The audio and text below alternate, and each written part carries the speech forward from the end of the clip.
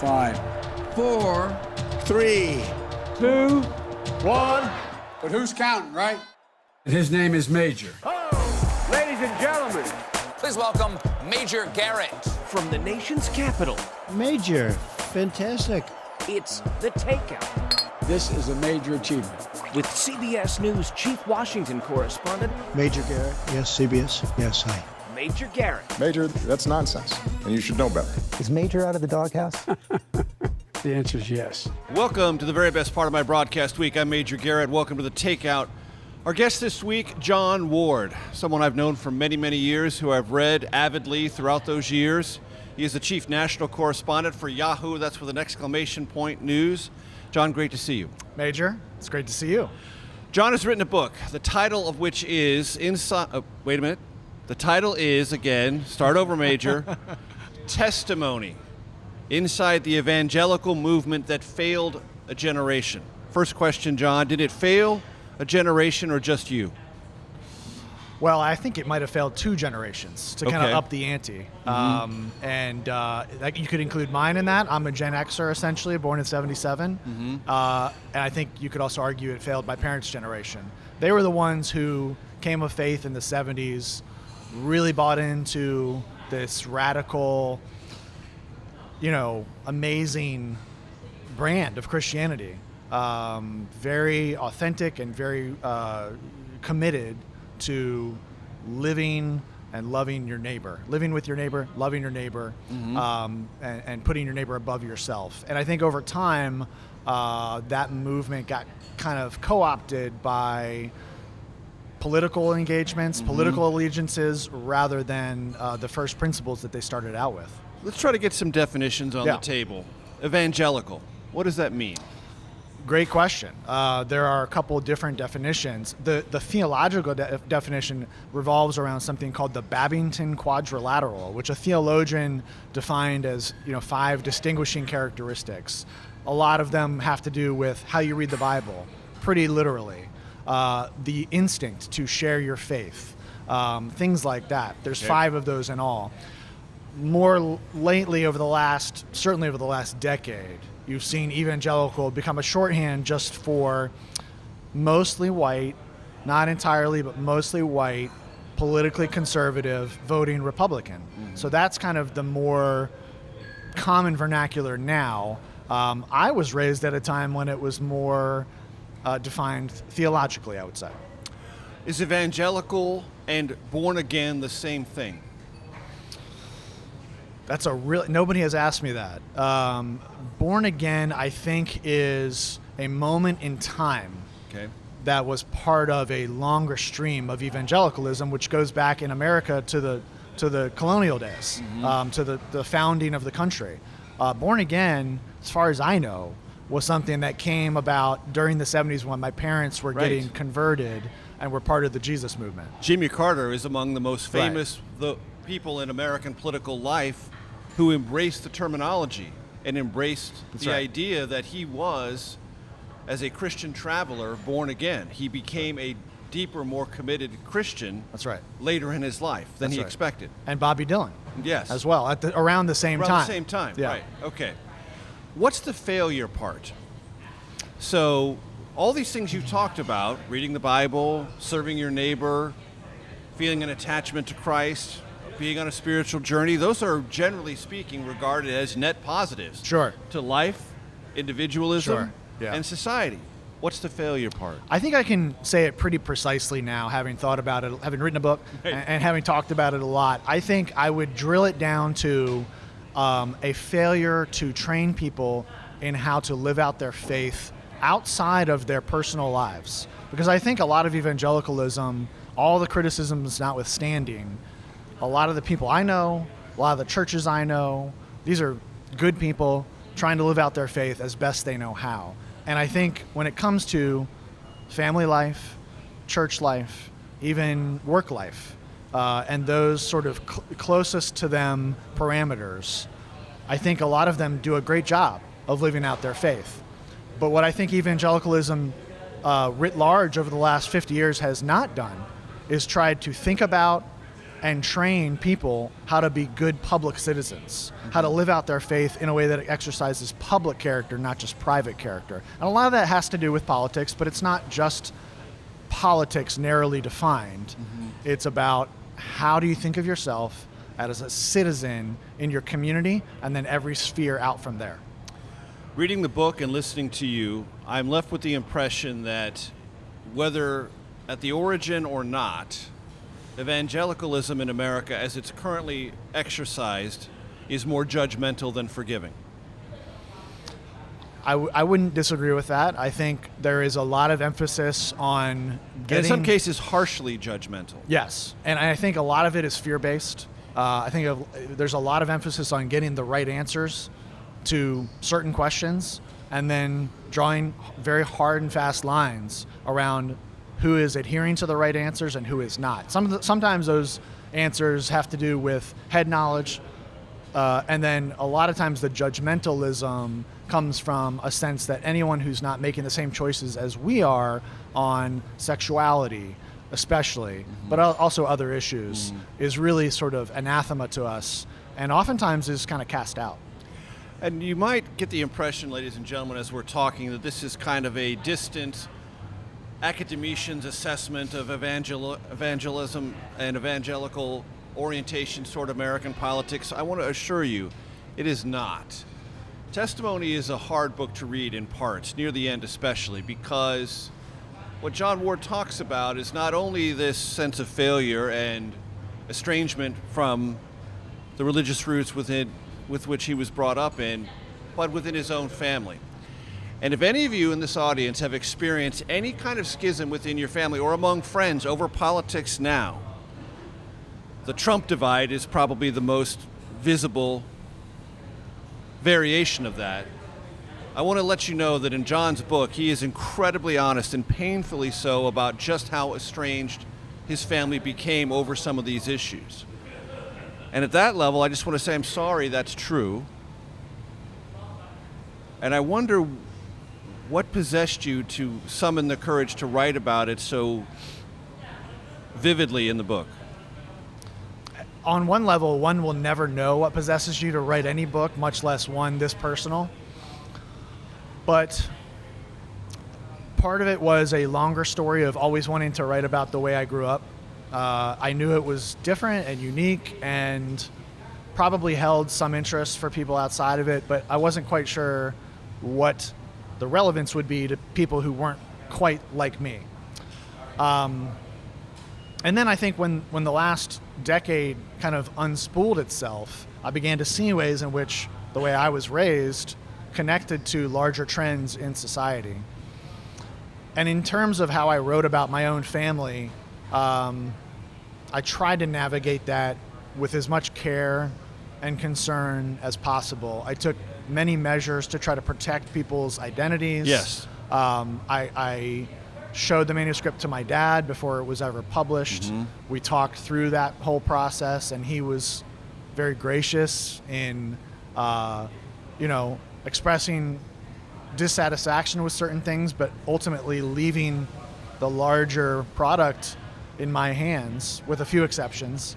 And look, ladies and gentlemen, you don't need to know the names. You just need to know that for a period of time, there was a deep estrangement between Jon and his father over these issues. With a sister, with a brother. You don't need to know their names. The reality of it is painful enough.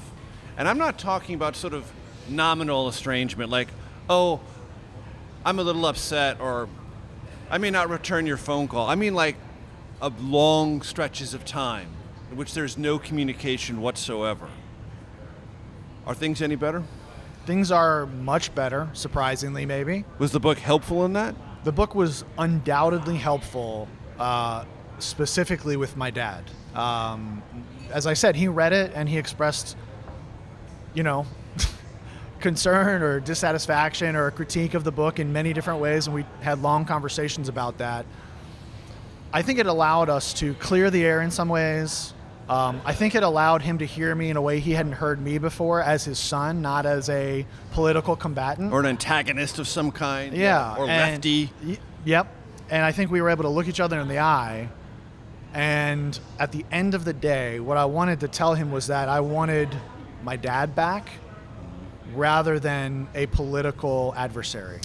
And who, in the end, ladies and gentlemen, does not want their dad back or their mother back or siblings back, for that matter? I'm Major Garrett. By the way, I didn't mention this at the top. We're at the Roost, which is a food hall, southeast part of Washington, D.C. More from the Roost. Jon Ward, our conversation about testimony in just 1 second. The more you see what's rewarded and what is left aside, the more you gravitate towards doing what's rewarded.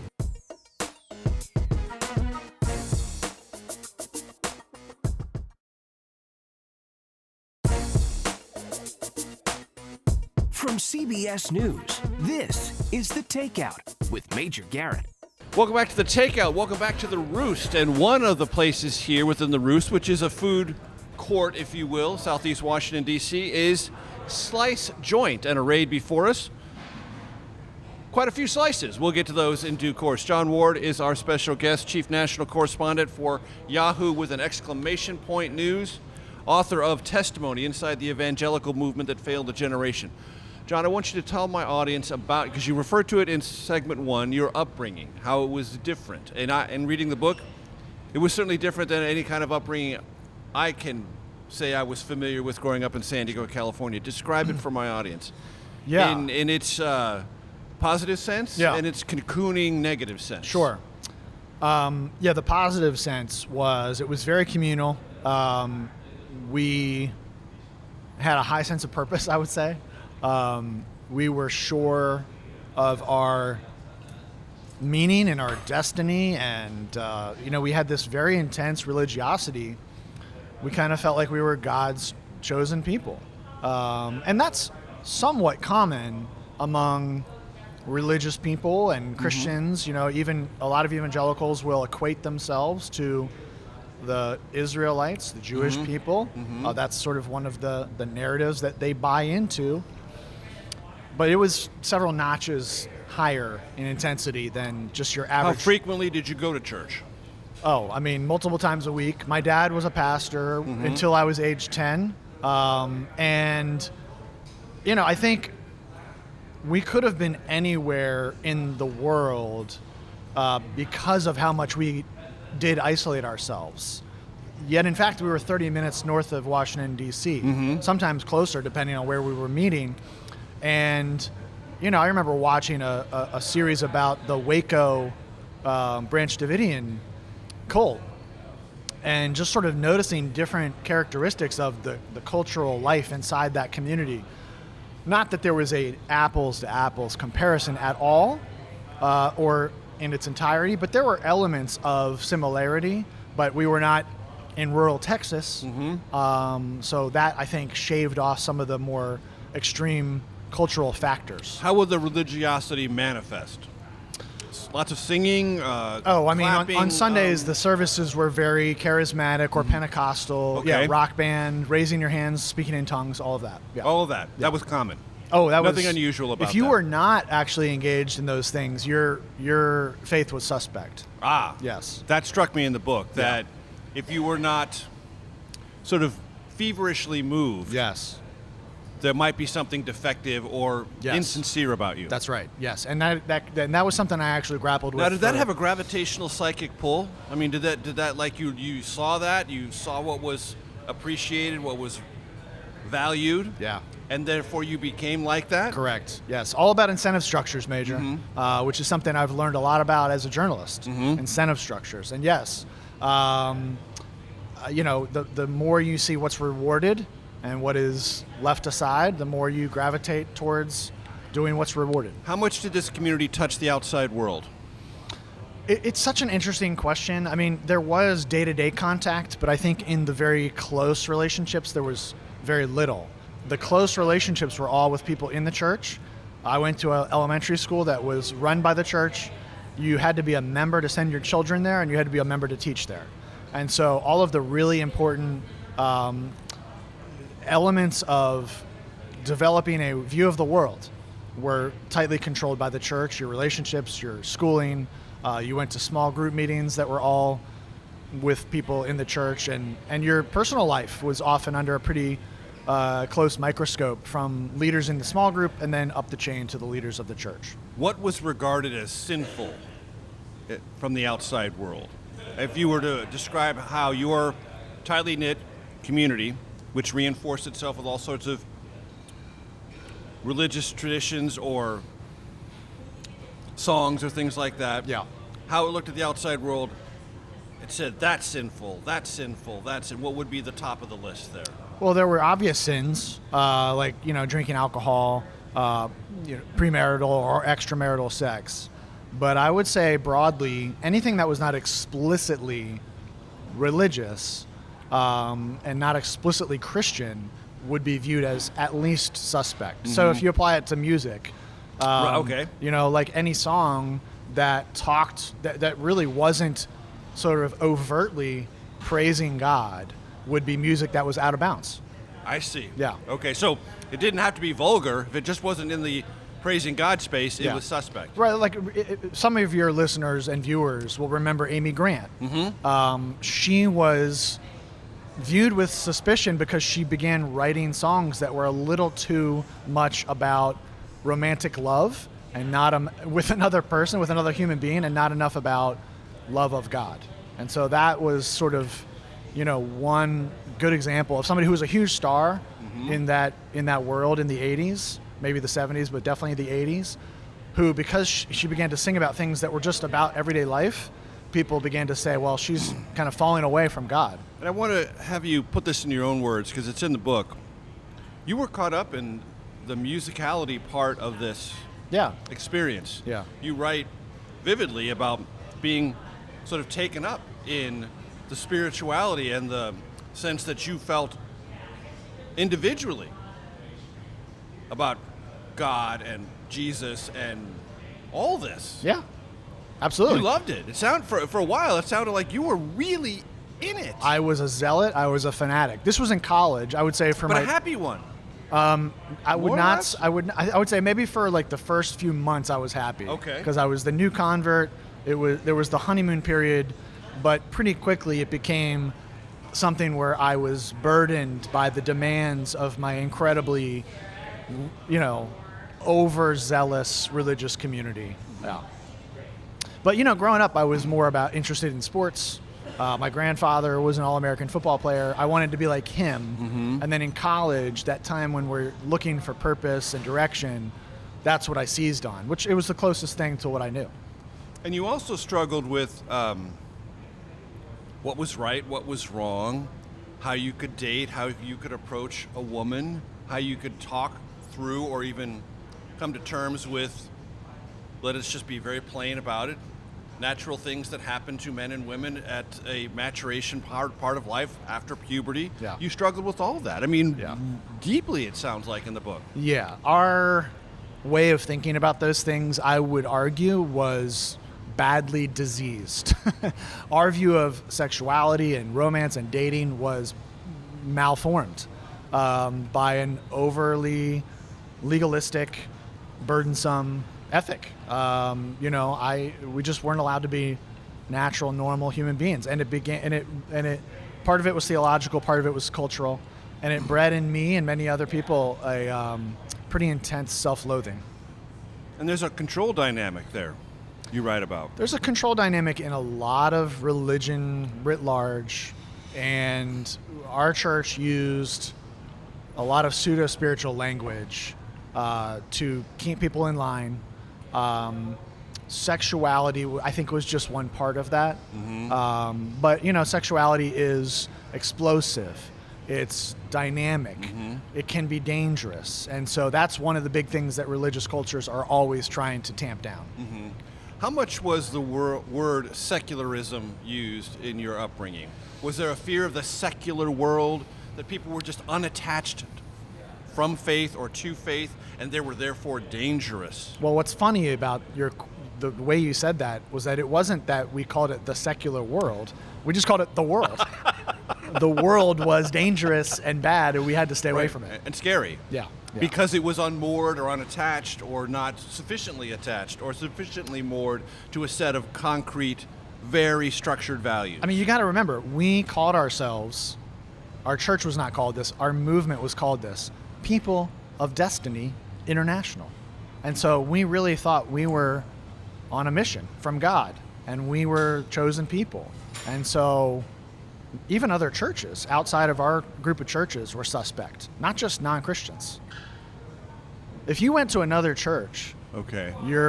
that was not part of our group of churches, people thought you had fallen off the wagon. Falling off the wagon of Christ. Okay. Wow, that's Jon Ward. We're at the Roost. The pizza's here. As you can tell, I've been enjoying it thoroughly. The book, Testimony, Inside the Evangelical Movement That Failed a Generation. Back for segment 3 in just one moment. There has been a decades-long crusade to convince religious conservatives that they should be afraid.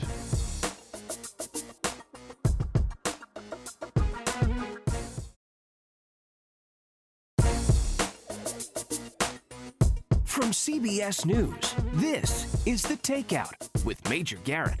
Welcome back to The Takeout. We are at the Roost. Never been here before. I think we'll come back. Good food court here. Slice Joint has arrayed the table with pizza, which we are plowing through in due course. Jon Ward is our guest.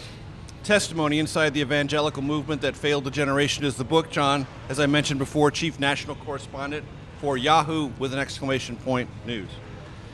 I'll get to the Trump factor in a minute because I don't think this book would have been the book it became without the Trump factor. We'll get to that in a second.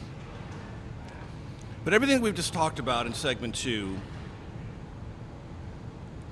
creates a kind of a dichotomy for me.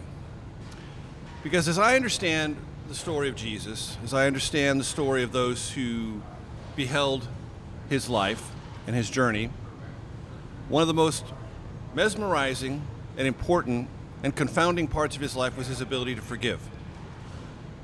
His great ability to forgive all manner of pains, insults, humiliations, etc. Most memorably at the point of crucifixion. Yeah. They know not what they do. Yeah. And yet, within this conversation we've had and the experience you had, it doesn't seem like forgiveness is a very topical part of that lived life in Christ. Why is that? How is that? And would you agree with the premise of my question? The premise that forgiveness is not common? Yeah. Yeah, look, I think you're referring in large part to religious culture, right? And I have to say, I just think that there has been a decades-long crusade to convince religious conservatives that they should be afraid. And there are many inputs into that. Not all of it is the product of, what I like to call crisis merchants or conflict entrepreneurs. But, I think going back to the moral majority and Jerry Falwell, you had people who saw an opportunity. But I don't think this is relatively new behavior. I think probably since the dawn of time, there have been people who see a group and see a way to gather momentum behind that group by telling that group, you should be afraid and I will protect you and you should give me money and support and attention and I will keep you out of harm. And I think that's been uniquely the case with evangelicals, and I think they made themselves vulnerable to it by secluding themselves from public life, from not training one another in public character. And I think that makes you uniquely vulnerable to manipulation. And it makes you, it seems to me, hostile to one of the things you write about that you came to understand better in your life as you made this journey, the importance of humility, which I would also say is an important component part of the life that Jesus lived. Yeah. Humility, forgiveness. These are small, vulnerable, non-aggressive tendencies. But they are about the things that I think most people find strongest about the story. Well, that is the paradox of Christianity.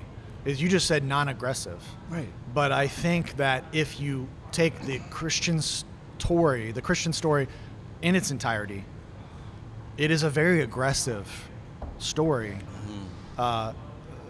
where Christ and the Trinity are aggressively prosecuting a war against the enemy and against evil.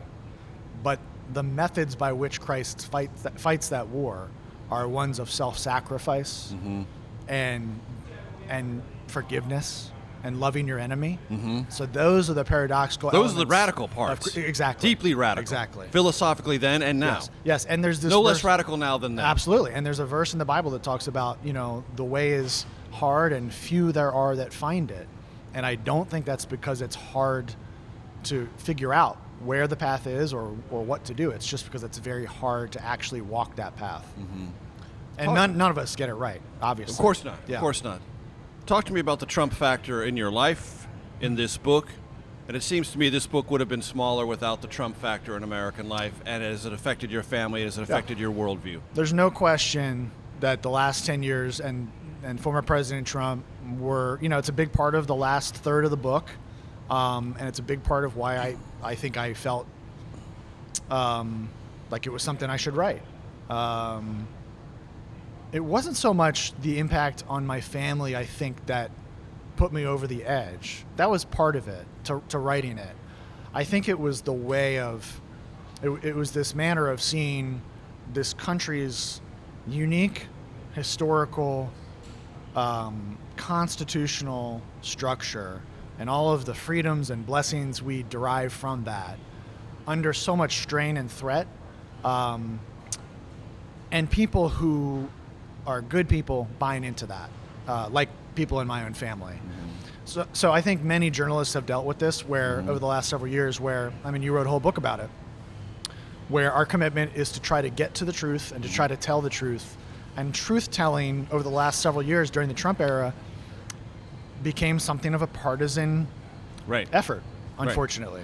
And Trump was a master at painting journalists in that way. Sometimes, obviously, by the media's own doing, by our own faults, by our own overreactions. You and John Carl wrote masterfully about the way he would provoke those overreactions.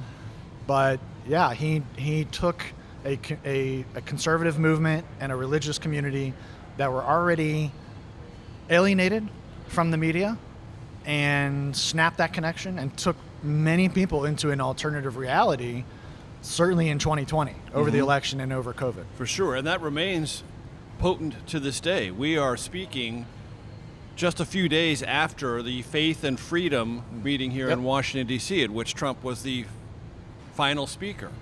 And according to those who were there and present, who had been to previous events of that kind, the relationship, emotional, political, with that group and Trump is as strong as ever.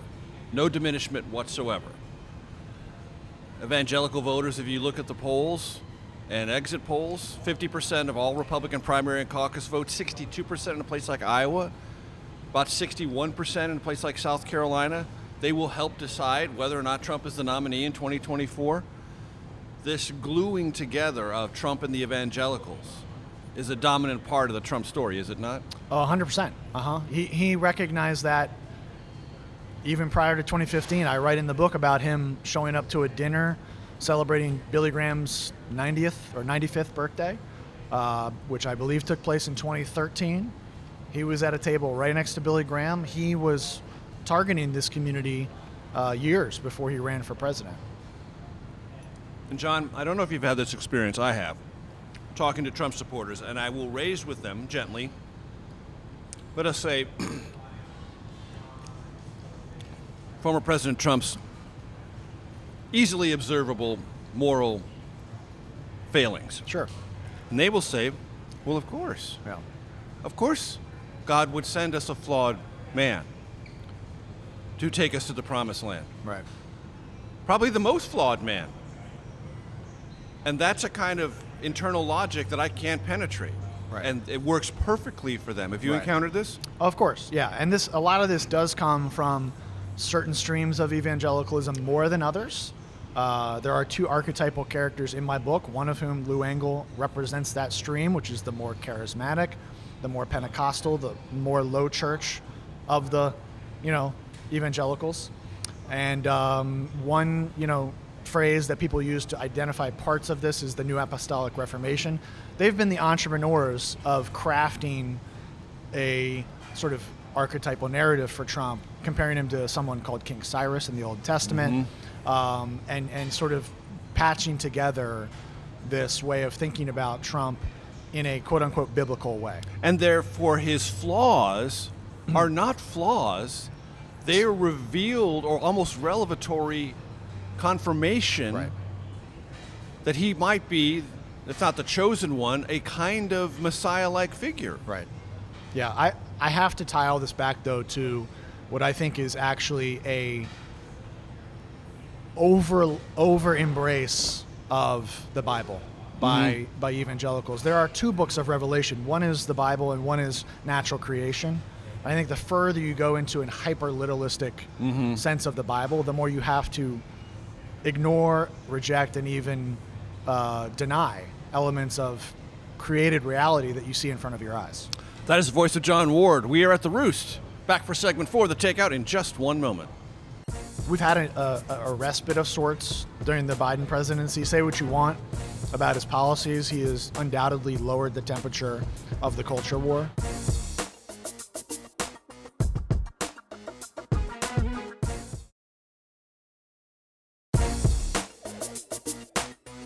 From CBS News, this is The Takeout with Major Garrett. Welcome back to The Takeout. Welcome back to The Roost. The pizza is here, supplied by Slice Joint. We thank them for that. Jon Ward is our guest. The book, Testimony Inside the Evangelical Movement That Failed a Generation. You and your family, you've said things have gotten a little bit better. Broadening that out, do you think that is a instructive tale for the country writ large? I mean, I haven't been out there reporting on this. So as a journalist, I have to use a little bit of caution in expressing opinions about that. In my lived experience, in my anecdotal experience, I know people are exhausted after that period of time. I know people don't want to be divided and estranged over politics. I think there's probably been, we've had a respite of sorts during the Biden presidency. Say what you want about his policies. He has undoubtedly lowered the temperature of the culture war. I think there are people who try to keep it at a fever pitch. But I think as the president, I think one of the things Trump did was try to raise the culture war to as high a level as possible. And I think Biden has kind of allowed us all to kind of take a breath by not engaging in that behavior. The poll numbers are what they are about Trump's support. But I don't think we would be seeing all these other Republicans getting in if they didn't feel, sense, and see in some set of data some openness to an alternative. Yeah. What would you say has been your experience dealing with your own awareness of privilege in our country? That's a great question. I mean, it's been a fascinating journey over the past, about the past decade. It's been quite a decade for me and a lot of other people. And I write. I understand, ladies and gentlemen, I am fully aware, and we've raised this issue many, many times before on this program. But I always want to note, two white guys talking about discovering privilege. I know there's an irony there, but we will continue. Well, I mean, I wrote a piece in 2017 about a guy named Jamar Tisby, who's a black author and academic who came out of conservative evangelicalism, and I was writing about his journey at the time, both in terms of religious culture and just his own understanding of our history on race. And it wasn't just white people discovering new things about our history. It was everyone, or many people. And I write in the book about my own sort of initial reactions to Black Lives Matter, and to all of the shootings of black men that were captured on tape. And it's been fascinating to watch the arc of this, because you had a lot of people get on that boat up to and in the aftermath of George Floyd's murder in the summer of 2020. And since then, you've seen a lot of pushback, a lot of backlash, and we're still kind of in that period, I think. The backlash is part and parcel of the Republican primary conversation. Yeah. I mean, Governor DeSantis in Florida has made, his slogan is Florida is where woke goes to die. Mm-hmm. Yeah. Yeah. You also talk near the end of the book about QAnon and parts of the evangelical world you know something about. Yeah. How tenuous or strong would you say that linkage is? I don't know about you. It seems like we hear less about QAnon these days. Mm-hmm. I think QAnon was always a few ticks off of the center of what was really happening. It was one strand Mm-hmm. of a sickness in our ability to discern what's true and reliable information and what's not, which technology and the internet have made more and more chaotic, that information environment. And so I write about, summer of 2020, having a conversation with a totally normal, totally reasonable family friend. And as we talked about something she had heard on the internet and believed, that was when the penny dropped for me that if this person was believing something so obviously not credible, we had a big problem because I was already reporting on... And you ran it down. It was completely fictitious. Right, yes. As was admitted to by the site that originally posted it some period of time later. Months later, yeah. Yes. Admitted, yeah. And, I was reporting at the time on how to vote reliably. Yep. I was doing all kinds of... As was I, yes. Yeah, and kind of tracking down what was true and false about fraud, cheating, all those things. And I knew then that we were in for a very bumpy ride going into the election. And how did January 6th sort of become this culminating moment of friction for you internally, with your family, and with this thing you saw building on the horizon for some number of years? Yeah, I know people get tired of hearing about January 6th. I don't. And all that. We will never forget it on the show, ladies and gentlemen. I've made that solemn promise to you. It's not going to be forgotten. Yeah, never. And never that here. that is the right frame because you can talk about all of the distractions in the culture wars now. You can talk about all of these things back then. You really have to look at the period after the election up till January 6th as a unique moment where the sitting president tried to overturn an election and ultimately directed, intentionally or not, I don't think know fully in terms of all the details, but undoubtedly his speech and actions directed that mob towards the Capitol. And I think we can fairly say he was not indifferent. Whether or not that's he correct. was That's correct. a maestro in a criminally culpable way, I don't know, but he was certainly not indifferent. That's right. And so I think January 6th for me was so tragic because, again, so many people I know and loved, I think were deceived into supporting this attempt to destroy a uniquely great country in human history. And this is one of the places where in the book it's most difficult to read your conversations with your family back and forth. Yeah. Because there's a part of you that says, I told you this was coming. Yeah. You didn't believe me, you dismissed me or insulted me or worse. Yeah.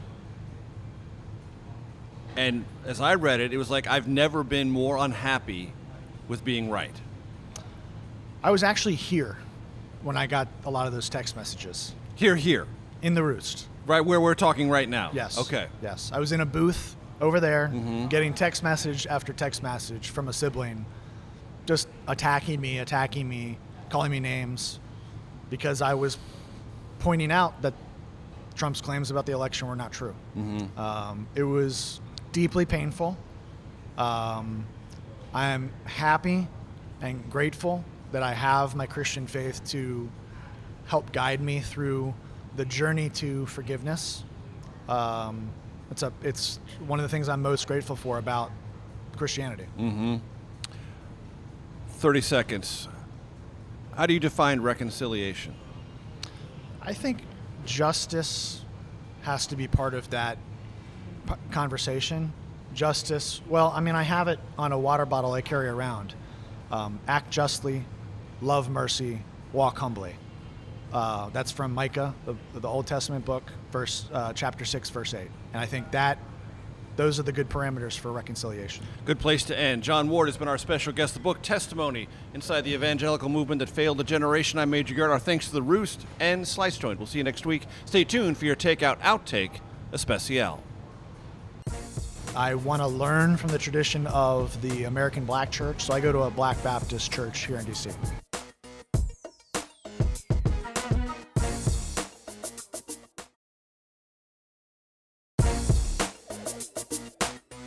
From CBS News, this is The Takeout with Major Garrett. Welcome to your Takeout Outtake Especial. The Roost is our host food court this time. Southeast Washington. Slice Joint has provided the pizza you see arrayed in front of us. It's quite tasty. Jon Ward is our guest. His book, Testimony Inside the Evangelical Movement That Failed a Generation. Jon, if you don't already know, Chief National Correspondent for Yahoo. Yes, there's an exclamation point news. We'll get to the fun and games part in just one second. Jon, we talked at some length about your upbringing and your church experience. Then what's your church experience now? Are you in a different kind of church? Do you go differently? Do you have religious or religiosity components of your life that are different, noticeably different, but nevertheless pleasing and affirming for you? Two points here. One, I think I've benefited a lot from understanding and embracing the rhythms of the church calendar and liturgy. Mm-hmm. I'm attracted to a higher church ecclesiology, but I struggle with how lacking in diversity many of those churches are. Mm-hmm.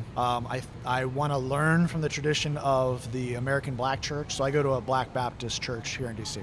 Excellent. We have 3 threshold questions. I don't know if you're familiar with them. Everyone, or almost everyone, has been asked these questions, and everyone asks is always answered, which is the good part. Sometimes I forget to ask, but almost never.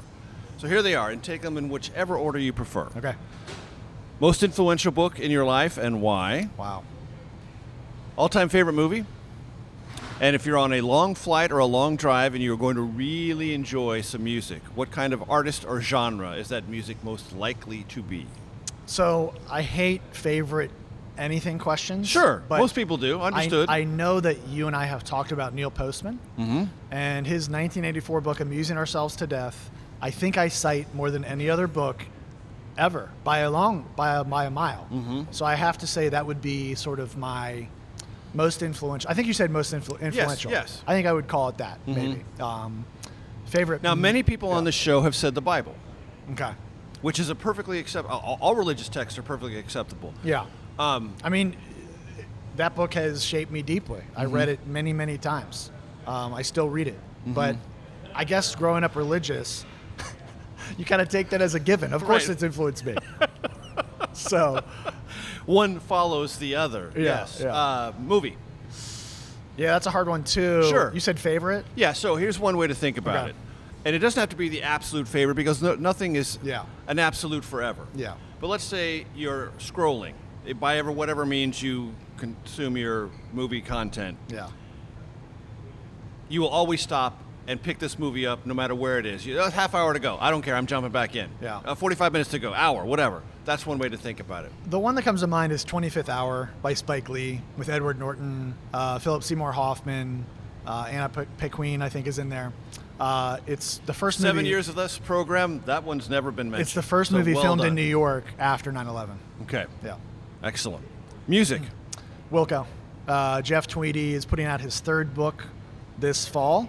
I have been a fan for a long time. I fell in love to his music, to Wilco's music. We're going to see him 2 nights from now here in D.C. And he continues to get better and grow as an artist. And during COVID, we watched him interact with his sons and his wife, and I admire him as a father as well. And just because we're not exactly sure when we're going to run this, ladies and gentlemen, that reference to in a couple of days is either the recent past or the recent future. We'll keep you apprised on that. How many children do you have? We have 1 son and 4 daughters. Okay. So 5 in all. Yeah. And how do you think about the religious tradition you were bringing them up in as it relates to your experience as a child growing up within your family? I think about it a lot, and it's hard because you never want to swing the pendulum too far away. You never want to be mostly reactive in anything. And so I'm trying to be constructive. I have probably the most meaningful religious thing we've done, faith-driven thing we've done over the last several years is every December I'm refining a sort of a family liturgy that we do during Advent that we sit around the table every Sunday and do together in a very participatory way. And I hear in your voice, and having read the book, toggle, it seems to me, back and forth between the importance, but you don't want it to be super important. You want it to be uplifting, but you don't want to be constraining. All these things, they're not easy. Balance, as I told my 15-year-old the other day, is what life is all about. And I think faith can imbue everything we do, but it's not often going to be flashy or performative or obvious. And so I want it to be deep and resonant, but I want it to be also just normal. Definitely not flashy or performative. That's Jon Ward. It's been a pleasure. Thanks for hanging out. Thank you, Major. We'll see you next week.